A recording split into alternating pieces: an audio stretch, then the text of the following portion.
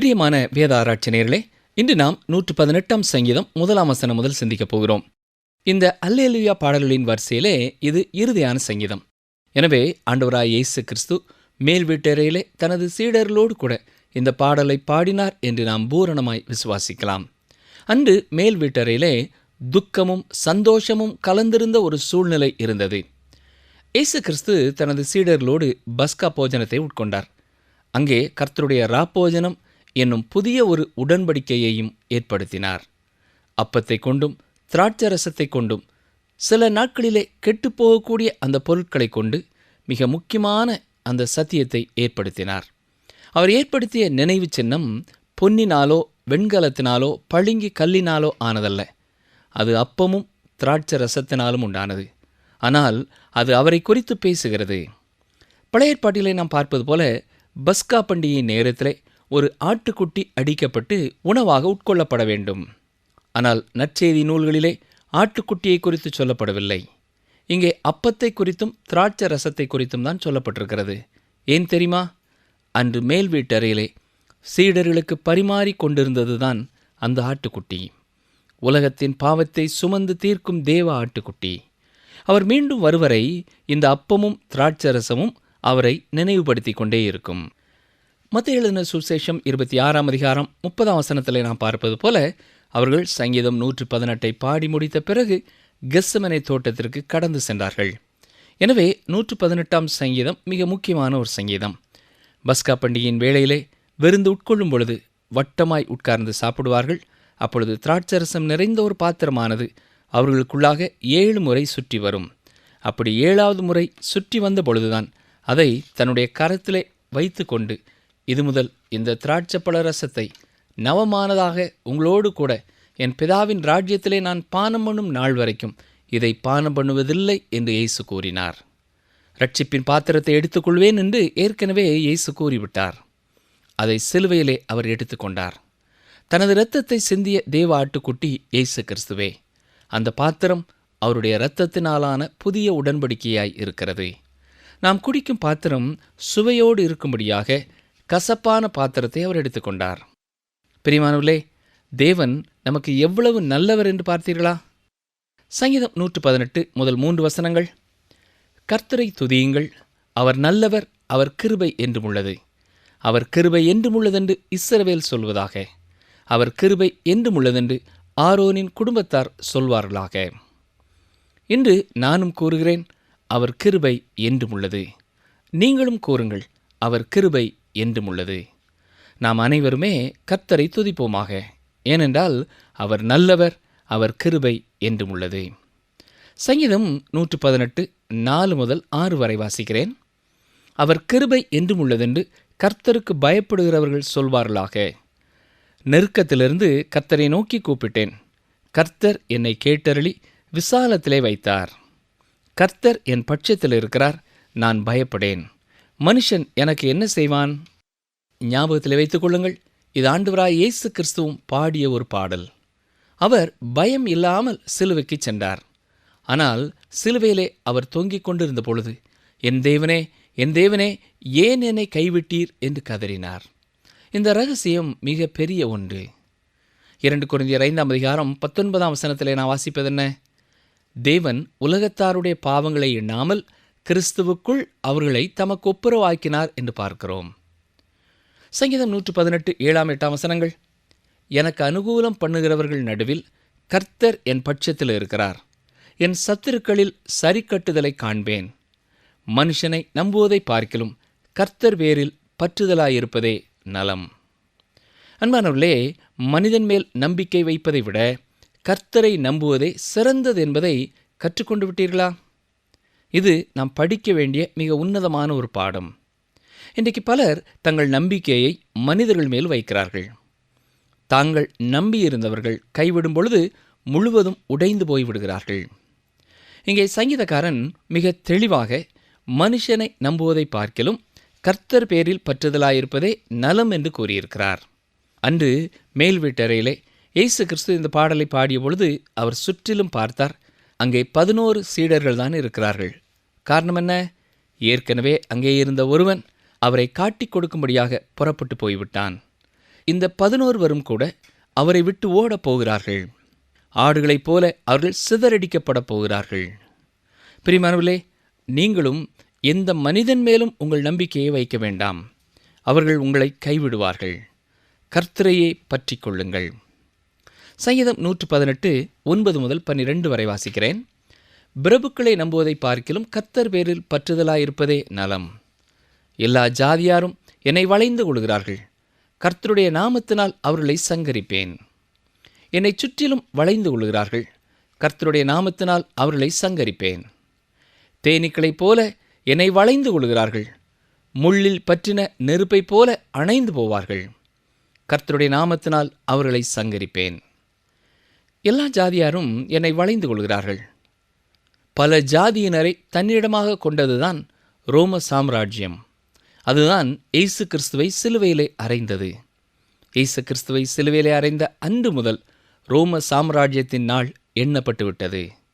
சுமார் 1000 வருடம் நீண்டு வாழ்ந்த அந்த உலக வல்லரசான ரோம சாம்ராஜ்யம் மனித வரலாற்றிலிருந்து கடந்து செல்லப் போகிறது.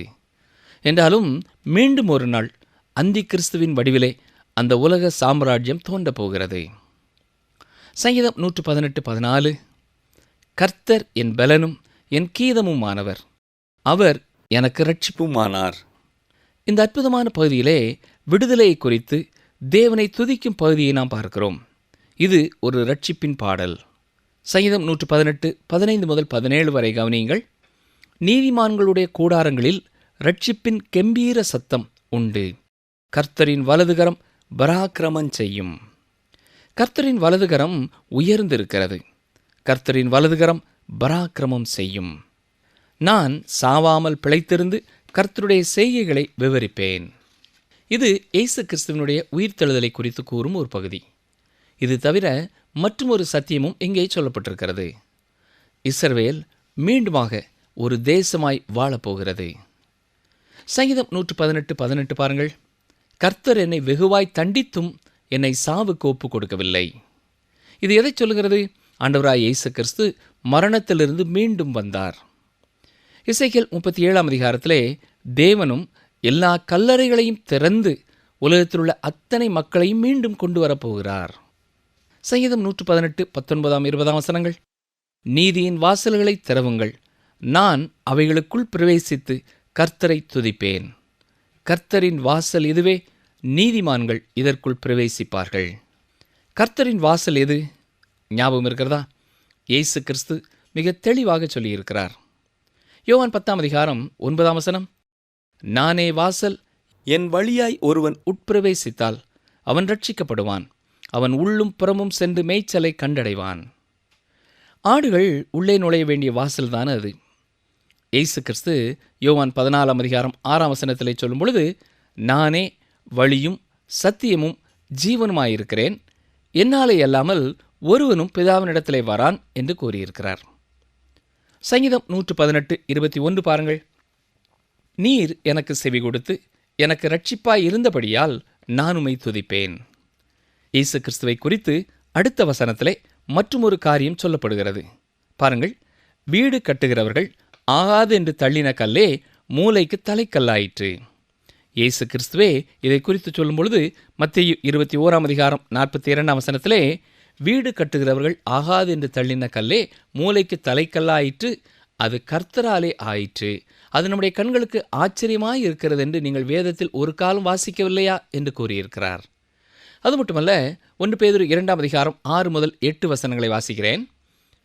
அந்தபடியே இதோ தெரிந்து கொள்ளப்பட்டதும் விலையேற பெற்றதுமாயிருக்கிற மூலைக்கல்லை சீயோனில் வைக்கிறேன், அதன் மேல் விசுவாசமாயிருக்கிறவன் வெட்கப்படுவதில்லை என்று வேதத்திலே சொல்லியிருக்கிறது. ஆகையால் விசுவாசிக்கிற உங்களுக்கு அது விலையேற பெற்றது. கீழ்ப்படியாமல் இருக்கிறவர்களுக்கோ வீட்டை கட்டுகிறவர்களால் தள்ளப்பட்ட பிரதான மூலைக்கல்லாகிய அந்த கல் இடறுதற்கேதுவான கல்லும் விழுதற்கேதுவான கன்மலையும் ஆயிற்று. அவர்கள் திருவசனத்திற்கு கீழ்ப்படியாதவர்களாயிருந்து இடறுகிறார்கள், அதற்கென்றே நியமிக்கப்பட்டவர்களாயும் இருக்கிறார்கள். இப்பொழுது புரிந்து கொண்டீர்களா? அந்த கல் ஆண்டவராய் இயேசு கிறிஸ்துவே. சங்கீதம் 118:24 இது கர்த்தர் உண்டு பண்ணின நாள், இதிலே களிகூர்ந்து மகிழ கடவோம். இங்கே சங்கீதக்காரன் எந்த நாளை குறித்து பேசிக் கொண்டிருக்கிறார்? 24 மணி நேரமும் உள்ள ஒரு நாளை குறித்து பேசுகிறாரா? இல்லை. நாள் என்று சொல்லும் பொழுது ஒரு குறிப்பிட்ட காலகட்டத்தை குறித்தும் பயன்படுத்தப்பட முடியும். 24 மணி நேரத்தை குறித்தும் கூற முடியும். அதைவிட வித்தியாசமான காலகட்டத்தை குறித்தும் கூற முடியும். உதாரணமாக, இந்த நாள் மோட்டார் வாகனத்தின் நாள் என்று சொல்லலாம். ஏனென்றால் மோட்டார் வாகனங்கள் மிக அதிகமாக பயன்படுத்தப்படும் ஒரு காலமாய் இந்த காலம் இருக்கிறது. சரி, இந்த சங்கீதக்காரன் இது கர்த்தர் உண்டு பண்ணின நாள் என்று எந்த நாளை குறிப்பிட்டிருக்கிறார்? அவர் ரட்சிப்பின் நாளை குறித்து குறிப்பிடுகிறார். 2000 ஆண்டுகளுக்கு முன்னதாகவே அந்த ரட்சிப்பின் நாள் வந்துவிட்டது. எனவே நாமும் அந்த ரட்சிப்பின் நாளை குறித்து களிகூர்ந்து மகிழ கடவோம். இப்பொழுது விசுவாசிகளுடைய கூக்குரலை பார்க்கிறோம். அவர்கள் என்ன சொல்கிறார்கள்? ஓசன்னா, ஓசன்னா என்று சொல்கிறார்கள். ஓசன்னா என்றால் இப்பொழுதே ரட்சியும் என்பதாகும். இயேசு கிறிஸ்து எருசலேமிற்குள்ளே பவனியாக சென்றபொழுது திரள் கூட்டமான ஜனங்கள் அவரை பார்த்து கூப்பிட்ட வார்த்தையும் இதுதான். சங்கீதம் 118, 25, 26 வசனங்கள். கர்த்தாவே ரட்சியும், கர்த்தாவே காரியத்தை வாய்க்க பண்ணும், கர்த்தருடைய நாமத்தினாலே வருகிறவர் ஸ்தோத்தரிக்கப்பட்டவர், கர்த்தருடைய ஆலயத்திலிருந்து உங்களை ஆசீர்வதிக்கிறோம். இறுதியாக தேவாலயத்தை சுத்திகரித்த பொழுதும் எருசலேமை குறித்து அவர் கண்ணீர் விட்ட பிறகும் அவர் கூறிய வார்த்தை என்ன தெரியுமா? பாருங்கள், மத்தேயு 23, 38, 39 வசனங்கள். இதோ உங்கள் வீடு உங்களுக்கு பாழாக்கி விடப்படும், கர்த்தருடைய நாமத்தினாலே வருகிறவர் ஸ்தோத்தரிக்கப்பட்டவர் என்று நீங்கள் சொல்லும் அளவும் இது முதல் என்னை காணாதிருப்பீர்கள் என்று உங்களுக்கு சொல்லுகிறேன் என்றார். சங்கீதம் 118, 27. கர்த்தர் நம்மை பிரகாசிப்பிக்கிற தேவனாயிருக்கிறார், பண்டிகை பலியை கொண்டு போய் பலிபீடத்தின் கொம்புகளில் கயிறுகளால் கட்டுங்கள். எனக்காகவும் உங்களுக்காகவும் பலியாக இயேசு கிறிஸ்து சிலுவையிலே அறையப்பட்டதை குறித்து இந்த வசனம் பேசுகிறது. சங்கீதம் 118, 28, 29 வசனங்கள். நீர் என் தேவன், நான் உம்மை துதிப்பேன், நீர் என் தேவன், நான் உம்மை உயர்த்துவேன். கர்த்தரை துதியுங்கள், அவர் நல்லவர், அவர் கிருபை என்றும் உள்ளது. பிரியமானவர்களே, கர்த்தரை உள்ளத்தின் ஆழத்திலிருந்து ஒவ்வொரு நாளும் ஒவ்வொரு வேளையும் துதிப்பது மிக சிறப்பான ஒரு காரியம். அவரை தாழ விழுந்து நாம் பணிந்து கொள்ளலாம், அவரை போற்றி பாடலாம், அவரை மகிமைப்படுத்தலாம். அவருக்கு மகிமை செலுத்துவதே நம்முடைய வாழ்க்கையிலே மிக முக்கியமான ஒரு காரியம். அவர் நம்மை நேசித்திருக்கிறார், தம்மையே நமக்காக கொடுத்திருக்கிறார். எனவே அவர் மேல் உள்ள அன்பினாலே நாமும் அவரை வாழ்த்தி வணங்குவோமா? அவரை போற்றி பாடுவோமா? இப்பொழுது நாம் 119 சங்கீதத்திற்குள்ளே கடந்து செல்கிறோம்.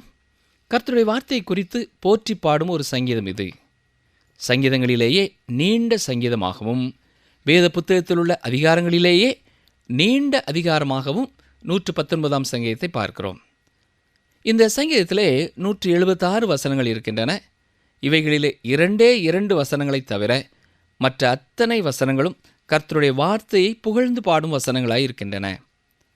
பிரியமானவர்களே, நம்முடைய வாழ்க்கையிலும் கர்த்தருடைய வார்த்தைக்கு முக்கியத்துவம் கொடுப்போம் என்றால் அது எத்தனை சிறந்ததாயிருக்கும்.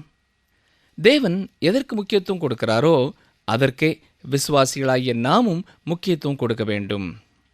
இன்று அதிகமாக பற்பலவிதமான நிகழ்ச்சிகளுக்கும் வழிமுறைகளுக்கும் வழிபாட்டு முறைகளுக்கும் செயல் திட்டங்களுக்கும் முக்கியத்துவம் கொடுக்கப்படுகின்றன.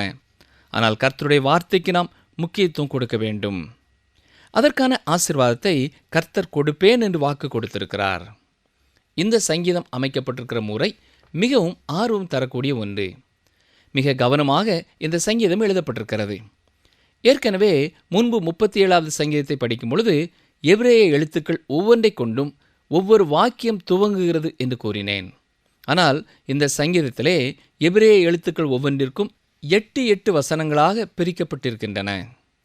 உங்கள் வேத புத்தகத்திலே நீங்கள் 119 சங்கீதத்தை திறந்து பார்ப்பீர்கள் என்றால் அந்த எபிரேய எழுத்துக்களும் அதன் உச்சரிப்பும் அங்கே கொடுக்கப்பட்டிருக்கின்றன. ஆலேப், பேத், கிமல் என்று தொடர்ந்து அது செல்கிறது. எனவே 22 எழுத்துக்களுக்கு 8 வசனங்களாக 176 வசனங்கள் கொடுக்கப்பட்டிருக்கின்றன. வேத புத்தகத்திலே கொடுக்கப்பட்டிருக்கிற எண்கள் முக்கியம் வாய்ந்தவை என்று குறிப்பிடுவதை நீங்கள் கேள்விப்பட்டிருக்கலாம்.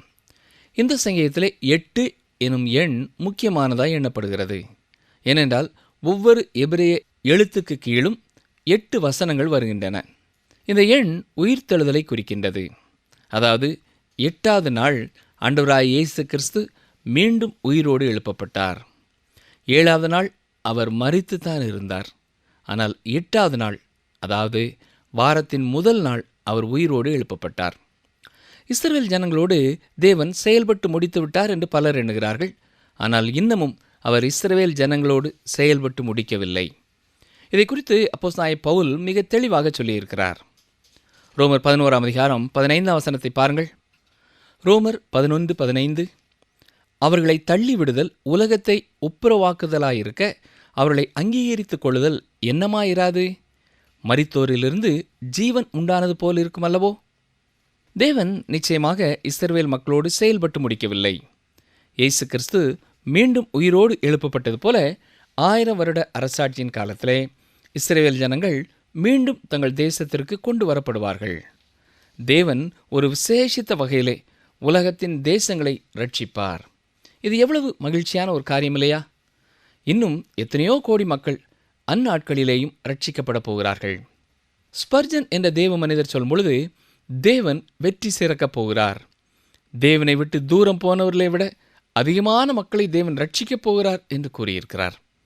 பிரியமானவர்களே, நம்மை சுற்றி பார்க்கிற பொழுது தேவனை ஏற்றுக்கொள்கிற மக்கள், தேவனை விசுவாசிக்கிற மக்கள் குறைவாய் இருக்கிறார்கள் என்று நாம் எண்ணினாலும் தேவன் இறுதியில் வெற்றி சிறப்பார் என்பது நிச்சயம். யூதர்கள் இஸ்ரவேல் தேசத்திற்கு இன்றைக்கும் திரும்பி வந்து கொண்டிருக்கிறார்கள். ஆனாலும் அது வேத வசனத்தின் நிறைவேறுதல் அல்ல. ஏனென்றால் அவர்கள் அவிசுவாசிகளாகத்தான் திரும்பி வருகிறார்கள். அவர்கள் தேவனிடத்திலே திரும்பவில்லை. இன்று இஸ்ரவேலுக்கு திரும்பி வரும் யூத ஜனங்களை பார்ப்பீர்கள் என்றால் அவர்களிலே தேவன் இல்லை என்று சொல்லுகிறவர்களும் உண்டு. யூத சமயத்தையும் பின்பற்றாத யூதர்களும் உண்டு.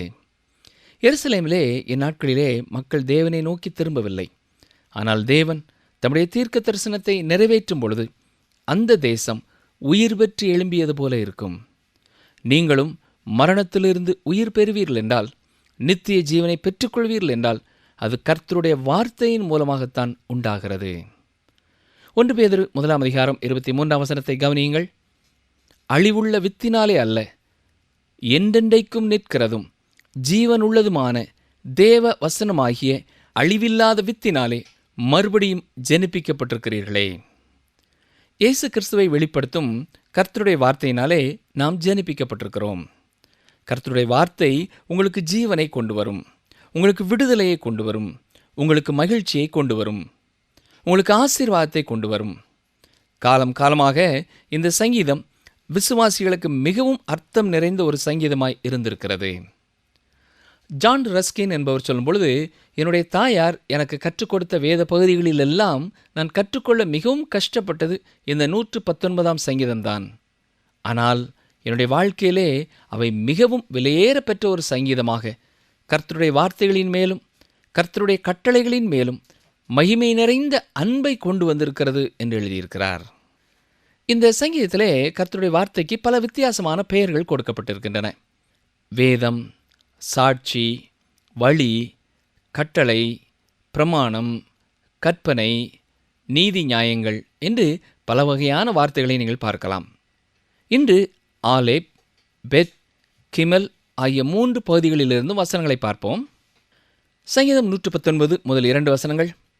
கர்த்தருடைய வேதத்தின்படி நடக்கிற உத்தம மார்க்கத்தார் பாக்கியவான்கள். அவருடைய சாட்சிகளை கைக்கொண்டு அவரை முழு இருதயத்தோடும் தேடுகிறவர்கள் பாக்கியவான்கள். பிரியமானவர்களே, கர்த்தரை முழு இருதயத்தோடும் நாம் தேட வேண்டும். அரைகுறையான இருதயத்தோடு அல்ல. சிலரை நினைக்கும் பொழுது எங்களுக்கும் சோர்வு வருகிறது. ஏனென்றால் மிக உற்சாகத்தோடு இந்த வேதாராய்ச்சி நிகழ்ச்சிகளை கேட்க துவங்கியவர்கள் இடையிலே இதை கேட்பதை விட்டு விடுகிறார்கள். ஆம் பிரியமானவர்களே, கர்த்தருடைய சாட்சிகளை கைக்கொண்டு அவரை முழு இருதயத்தோடும் தேடுகிறவர்கள் பாக்கியவான்கள். நம்முடைய வாழ்க்கையிலே முழு இருதயத்தோடும் நாம் கர்த்தரை தேடுகிறோமா? சின்ன காரியங்களிலேயும் பெரிய காரியங்களிலேயும் கர்த்தரை முழு இருதயத்தோடும் தேடுகிறவர்களாக காணப்படுவோமா? சில காரியங்களுக்காக மிக ஊக்கமாய் ஜெபிக்கிறோம், கர்த்தருடைய வார்த்தையை நாடுகிறோம். சில காரியங்களிலே நம்முடைய மனம் போல நாம் நடந்து கொள்கிறோம் இல்லையா? ஒருவேளை இன்றைக்கு இந்நாட்களிலே நீங்கள் எந்த காரியத்தை செய்து கொண்டு இருக்கிறீர்களோ அந்த காரியத்திலே முழுமையாக கர்த்தருடைய வார்த்தைக்கும் கர்த்தருக்கும் முக்கியத்துவம் கொடுக்க தீர்மானம் செய்யுங்கள். இரண்டாவதாக பேத் என்னும் பகுதிக்கு வருகிறோம். சங்கீதம் 119 9ஆம் வசனம். வாலிபன் தன் வழியை எதனால் சுத்தம் பண்ணுவான்? உமது வசனத்தின்படி தன்னை காத்துக்கொள்வதனால் தானே. இந்த உலகத்திலே இன்று வாழும் ஒவ்வொரு இளைஞனும் தன் வாழ்க்கையிலே கற்றுக்கொள்ள வேண்டிய ஒன்று என்றால் அது கர்த்தருடைய வேதம்தான். இன்றைக்கு வேதத்தை தவிர மற்ற எல்லா காரியங்களையும் பள்ளியிலேயும் கல்லூரிகளிலேயும் கற்றுக் கொடுக்கிறார்கள். பல இடங்களிலே பள்ளிகளிலே கர்த்தருடைய வார்த்தை கற்றுக் கொடுக்கப்படுவது தடை செய்யப்பட்டிருக்கிறது. ஆனால் எனக்கு பிரியமான சகோதரனை சகோதரியே, இளைஞர்களுக்கு கர்த்தருடைய வார்த்தையை கொடுப்பதை குறித்து நாம் ஜாக்கிரதை உள்ளவர்களாக இருக்க வேண்டும், அக்கறை உள்ளவர்களாக இருக்க வேண்டும், பொறுப்புள்ளவர்களாக இருக்க வேண்டும். சங்கீதம் 119 11. நான் உமக்கு விரோதமாய் பாவம் செய்யாதபடிக்கு உமது வாக்கை என் இருதயத்தில் வைத்து வைத்தேன்.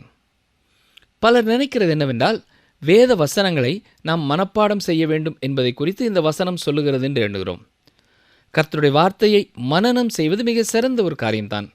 ஆனால் சில ஓய்வு நாள் பள்ளிகளிலே நீங்கள் கவனிப்பீர்கள் என்றால், வாழ்க்கையிலே ஒழுக்கமற்ற பல பிள்ளைகளும் கூட நூற்றுக்கணக்கான வசனங்களை மனப்பாடமாக சொல்லக்கூடியவர்களாக இருப்பார்கள்.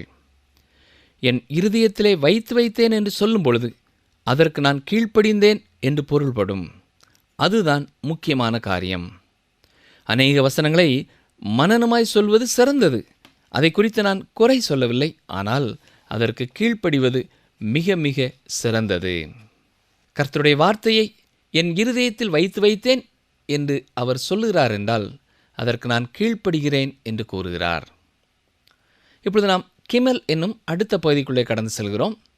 119ஆம் சங்கீதம் 18ஆம் வசனம். உமது வேதத்தில் உள்ள அதிசயங்களை நான் பார்க்கும்படிக்கு என் கண்களை திறந்தருளும். பிரியமானவர்களே, இன்றைக்கும் பலர் கர்த்தருடைய வார்த்தைகளை போதிக்கும் முன்னர் இந்த ஜெபத்தை கூறி கர்த்தருடைய வார்த்தைகளுக்குள்ளே கடந்து செல்கிறார்கள். இது மிகவும் அருமையான ஒரு ஜெபம். 23ஆம் வசனம் பாருங்கள். பிரபுக்களும் உட்கார்ந்து எனக்கு விரோதமாய் பேசிக் கொள்கிறார்கள், உமது அடியேனோ உமது பிரமாணங்களை தியானிக்கிறேன். உங்களை குறித்து மற்றவர்கள் குறைவாக பேசிக்கொண்டு இருந்தாலும் சரி, நீங்கள் கர்த்தருடைய வார்த்தைக்கு கொடுக்க வேண்டிய நேரத்தை உங்கள் வாழ்க்கையிலே கொடுக்க தவறிவிடாதிருங்கள். மற்றவர்கள் என்னை குறித்து அப்படி பேசிவிட்டார்களே, இப்படி பேசிவிட்டார்களே என்று அதை குறித்தே நீங்கள் எண்ணிக்கொண்டு இருந்துவிட்டு கர்த்தருடைய வார்த்தைக்கு கொடுக்க வேண்டிய நேரத்தை மறந்து போக வேண்டாம். அப்படிப்பட்ட சிந்தனைகளிலே உங்கள் நேரத்தை வீணாக்குவதை விட கர்த்தருடைய வார்த்தையிலே உங்கள் கவனத்தை செலுத்துவது மிகவும் சிறந்தது. வசனம் 24. உம்முடைய சாட்சிகள் எனக்கு இன்பமும் என் ஆலோசனைக்காரருமாயிருக்கிறது. கவனித்தீர்களா? மற்றவர்கள் என்னை குறித்து என்ன பேசுகிறார்கள் என்பதை குறித்து கலங்கி கொண்டிருப்பதை விட கர்த்தருடைய வார்த்தைக்கு நம்முடைய வாழ்க்கையிலே முக்கியத்துவம் கொடுக்கும் பொழுது அது நமக்கு இன்பம் கொடுக்கிறதாகவும், எந்த நேரத்திலே நாம் என்ன செய்ய வேண்டும் என்று நமக்கு ஆலோசனை கொடுக்கிறதுமா இருக்கிறது. நிகழ்ச்சியை கேட்ட எனக்கு அருமையான சகோதரனை சகோதரியே, உங்களிலே பலர் 20 ஆண்டுகளாக இந்த நிகழ்ச்சிகளை கேட்டுக்கொண்டு இருக்கிறோம் என்று கூறியிருக்கிறீர்கள். இன்னும் சிலர் 2 ஆண்டுகள் 3 ஆண்டுகளுக்கு முன்னர் தான் இதை நான் கேட்க துவங்கினேன் என்று கூறுகிறீர்கள். இன்னும் சிலர் மிக சமீப காலத்திலே தான் இந்த கர்த்தருடைய வார்த்தையை நீங்கள் கவனிக்க துவங்கி இருக்கிறீர்கள்.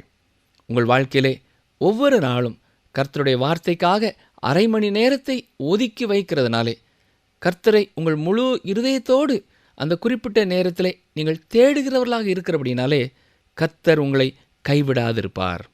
கர்த்தருடைய வசனங்களிலே நீங்கள் மனமகிழ்ச்சியாக இருப்பீர்கள். கர்த்தருடைய வார்த்தைகளே உங்களுக்கு இன்பமும் உங்களுக்கு ஆலோசனை கொடுக்கிறதுமாய் இருக்கும்.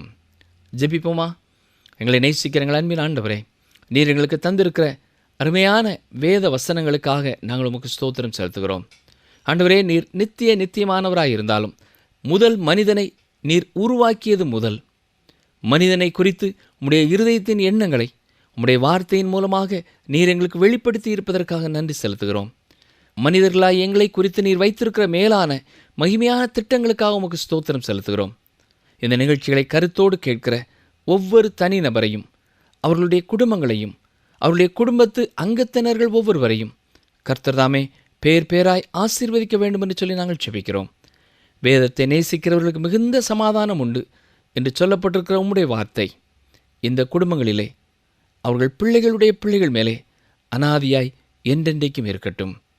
அவர்கள் என்றும் உமக்குள்ளே மனமகிழ்ச்சியோடு வாழுகிறவர்களாக நீரை காத்துக்கொள்ளும். இந்த நாட்களிலேயும் யாராவது துன்பத்தின் பாதையிலே கடந்து வந்து கொண்டிருந்தாலும், கவலையோடு இருந்தாலும், கர்த்தாவே, நீர் உம்முடைய பிள்ளைகளுக்கு இறங்கி உம்முடைய வார்த்தையினாலேயே அவர்களை தூக்கி எடுத்து உற்சாகப்படுத்த வேண்டும் என்று கெஞ்சுகிறோம். இயேசு இரட்சகரின் நல்ல நாமத்தினாலே கேட்கிறோம் பிதாவே, ஆமேன்.